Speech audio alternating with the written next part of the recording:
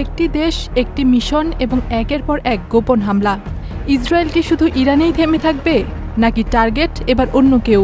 ইরানের সাথে ইসরায়েলের দ্বন্দ্ব তো বহুদিনের পুরনো, কিন্তু সাম্প্রতিক যেসব সামরিক পদক্ষেপ, সাইবার হামলা এবং রাজনৈতিক বার্তা আসছে, তাতে অনেকেই বলছেন ইসরায়েল এখন শুধু ইরানেই সীমাবদ্ধ নেই।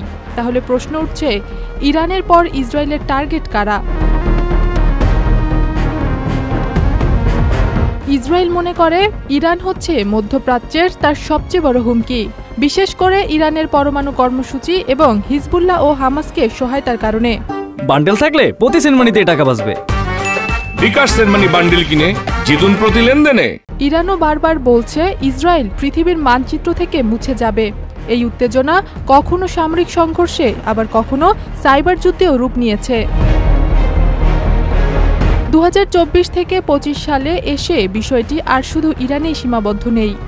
ইসরায়েল একদিকে ইরানকে সামাল দিচ্ছে, অপরদিকে নজর রাখছে যারা ইরানকে সমর্থন দিচ্ছে বা ভবিষ্যতে হুমকি হয়ে উঠতে পারে। পরবর্তী টার্গেট হতে পারে লেবানন, সিরিয়া, এমনকি ইরাক বা তুরস্কের নির্দিষ্ট অংশ।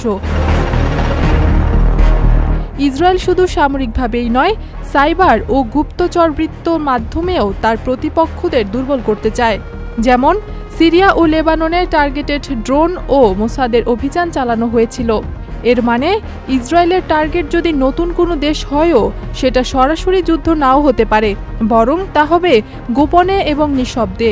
ইসরায়েল এখন এক ধরনের প্রতিরক্ষামূলক আক্রমণ নীতি নিচ্ছে, যার অর্থ যে দেশ বা গোষ্ঠী ভবিষ্যতে হুমকি হতে পারে তাদের আগেই দুর্বল করে ফেলা।